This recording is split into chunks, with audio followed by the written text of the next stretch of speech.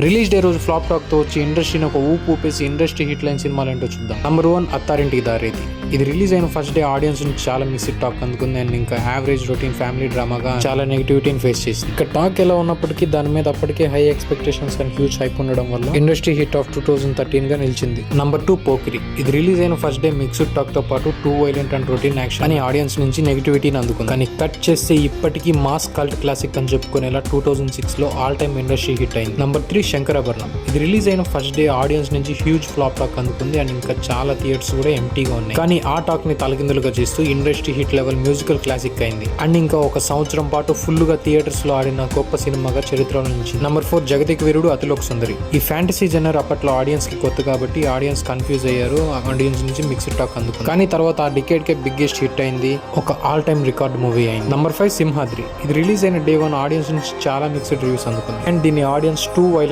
Film గా consider చేశారు. ఆ టాక్ ని పక్కగా నెడితే junior NTR first industry hit గా నిలిచింది, బాక్స్ ఆఫీస్ దగ్గర సెన్సేషనల్ రన్ చేసింది.